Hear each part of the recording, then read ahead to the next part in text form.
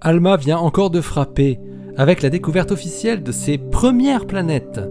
Elles sont au nombre de 3, tout juste naissantes, dans le disque protoplanétaire d'une étoile, naissante elle aussi, nommée HD 163-296, âgée de seulement 4 millions d'années et située à 330 années-lumière. Ça se passe là-haut, par Eric Simon. Ce sont 2 équipes indépendantes qui montrent dans le même numéro à paraître du journal The Astrophysical Journal Letters que ce sont bien 3 planètes très jeunes qui seraient en orbite de cette étoile naissante.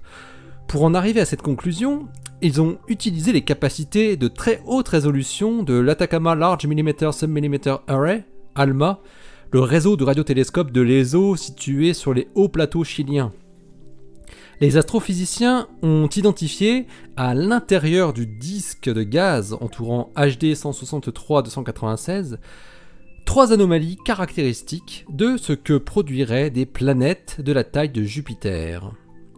L'équipe de Christophe Pinte de l'Université de Grenoble-Alpes et du CNRS, qui publie le premier article, a utilisé une nouvelle technique de détection fondée sur l'identification de perturbations dans les flux de gaz du disque protoplanétaire. Richard Teague de l'Université de Michigan et ses collègues, de leur côté, ont utilisé une méthode très similaire, savoir l'étude des mouvements de gaz à petite échelle, ce qui est rendu accessible par ALMA en suivant les infimes variations de longueur d'onde de la raie d'émission du monoxyde de carbone, le CO, signant les mouvements du gaz par effet Doppler. Ces mesures viennent s'ajouter à des observations antérieures de ALMA sur ce disque protoplanétaire qui avait été focalisé sur la poussière et avait montré l'existence nette de 3 interstices dans le disque, signe avant-coureur de la présence d'objets en orbite.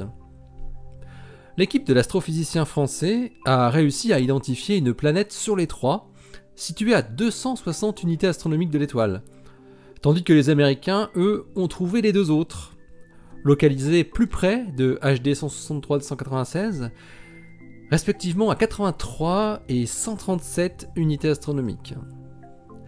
Dans les 2 études, les chercheurs ont identifié des régions du disque protoplanétaire où le flux de gaz était anormal par rapport à son voisinage proche.